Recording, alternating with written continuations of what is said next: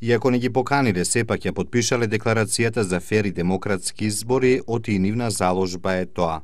Врз основа на острата реакција на подем за недоставување на покана од страна на во однос на подпишувањето на Кодексот за фер и демократски избори, значи од страна на Националниот демократски институт, веднаш после нашата одржана пресконференција, значи добивме нивна реакција со големо извинување за направениот пропуст.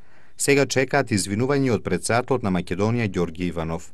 И понатаму остро реагирам кај претседателот на Републиката, кој до ден денес однесувањето спрема младината на подем нема никаква реакција. Значи, однесувањето во однос на неповикувањето и непримањето за приемот кај претседателот. Јанкуловски вели дека е среќен што неколку нивни проекти веќе се прекопирани во програмите на другите политички партии.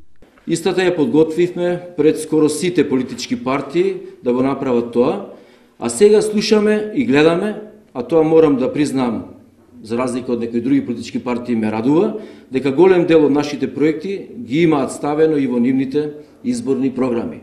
Тоа секако, значи, е подобра гаранција за граѓаните дека овие проекти наши, кои ги запознавме уште на почетокот на составувањето на програмата, за граѓаните ќе ветуваат добра иднина.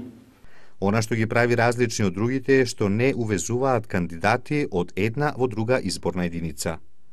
Единствено подем нуди носители и кандидати со место на живење од своите родни градови, истовремено и со место на работење. Граѓаните знаат кој колку ги лажел во изминатиот период и кој колку допринесувал за доброто на граѓаните во општината, односно во изборната единица.